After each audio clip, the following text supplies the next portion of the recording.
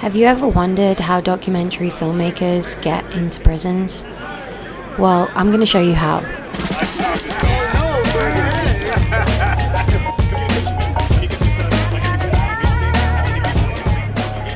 Hello, my name's Gabrielle Kaplan. I'm a documentary film producer. Today I'm going to be taking you along on a sort of vlog style day in the life-esque video to see all that goes into being able to film in prisons. Hope you find it informative or interesting or just plain old entertaining. Thanks very much.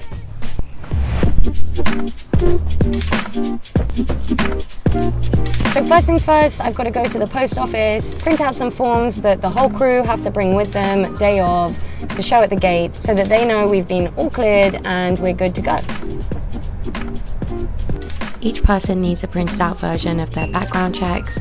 We need a full list of any gear or equipment we plan to bring into the prison, and then the permits and gate clearances.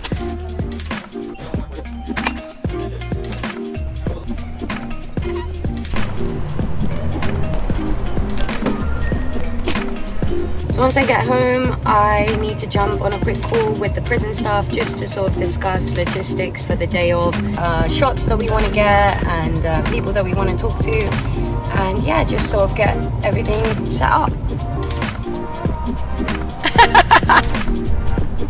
Today is not too bad. Yeah.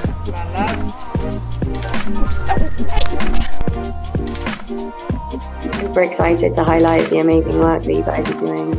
Have some sort of ID. Can't capture any other inmates, I guess, in the video. So much. Bye. Bye.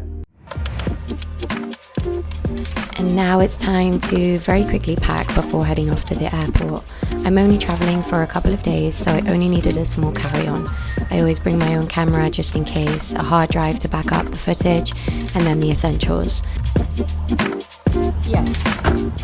And then I was off to the airport, grabbed an Uber. I was running a bit late, but not too late, not late enough to have a full panic attack.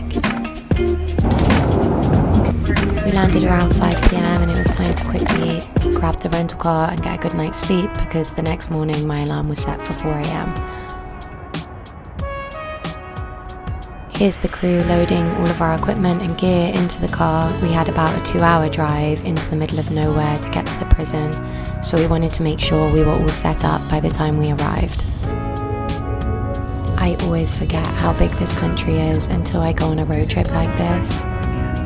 We stopped at a gas station to pick up some snacks. Here's me awkwardly nodding to an old man to hide my embarrassment for him catching me filming. Just stopped to use the toilet because I can't imagine the toilet's going to be very nice in the prison. And yeah. And then as you get a bit closer, you see this large mass of concrete in the middle of nowhere, and that's the prison. It's always a weird feeling when you pull up to a prison. You're very aware of the fact that most people seeing this view know they won't be outside in the real world again for a very long time.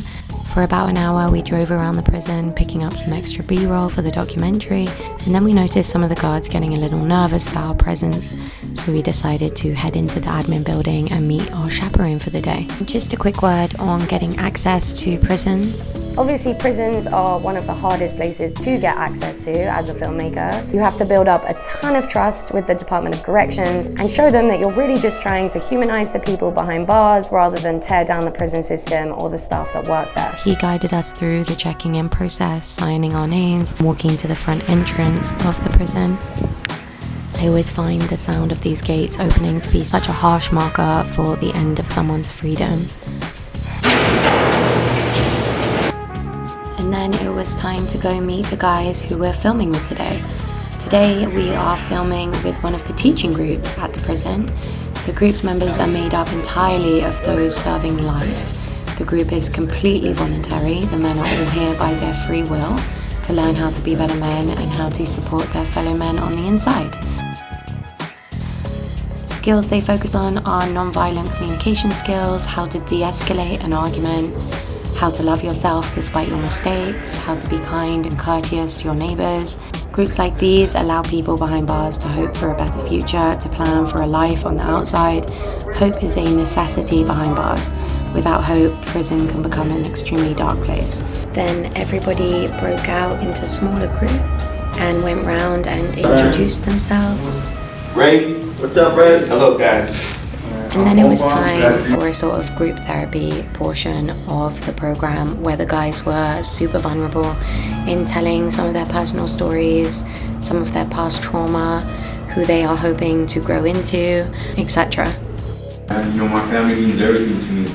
So, I'm not only am I doing this, my recovery for myself, but all my self-help groups and everything, I do it for my family as well. And growing up in prison, always thinking like a criminal and always thinking like a convict. And all I remember since my upbringing is a criminal lifestyle.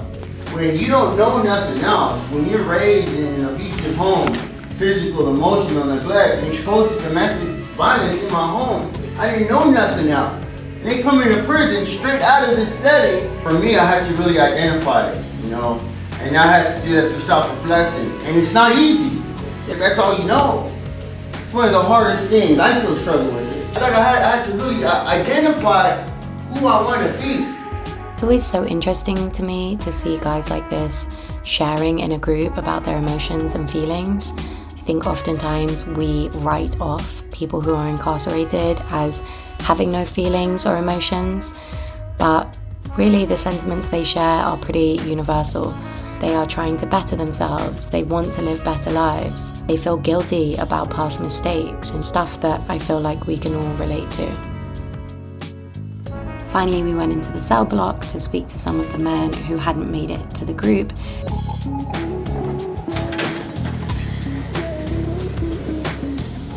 I don't really have anything to say about the cell block.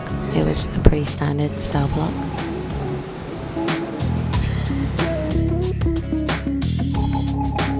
And then headed out. We had to rush back to the airport to fly home and made it just in time to catch our flight.